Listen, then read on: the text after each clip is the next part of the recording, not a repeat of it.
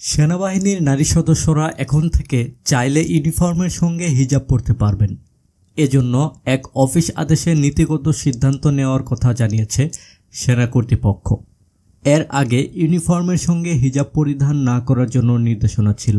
AG কার্যালয়ের অভ্যন্তরীণ এক অফিস আদেশে বিষয়টি সংশ্লিষ্টদের অবহিত করা হয়েছে। এতে নারী সেনা সদস্যদের জন্য হিজাব পরার বিষয়টি ঐচ্ছিক করে দেওয়া হয়েছে। কর্মকর্তা ও নার্সিং সেবায় কর্মরতরা সহ অন্যান্য পদবীর নারী সেনা সদস্যদের হিজাব পরার ক্ষেত্রে এতদিন যে বিধিনিষেধ ছিল তা সম্প্রতি তুলে নেওয়া হয়।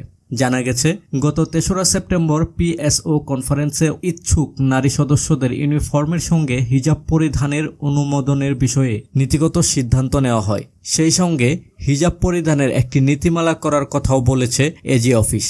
অফিস আদেশে বলা হয়েছে, নীতিমালাটি চূড়ান্ত করতে নারী সেনা সদস্যদের ইউনিফর্মের সঙ্গে সামঞ্জস্যপূর্ণ হিজাবের বাস্তব নমুনা, হিজাবের কাপড়ের ধরন, রং ও পরিমাপ তুলে ধরে বিস্তারিত বর্ণনা করতে বলা হয়েছে। একই সঙ্গে ইউনিফর্মের সঙ্গে প্রস্তাবিত হিজাব পরিহিত অবস্থায় নারী সেনা সদস্যদের রঙিন ছবি সংশ্লিষ্ট পরিদপ্তরে ২৬ সেপ্টেম্বরের মধ্যে পাঠাতে বলা হয়েছে।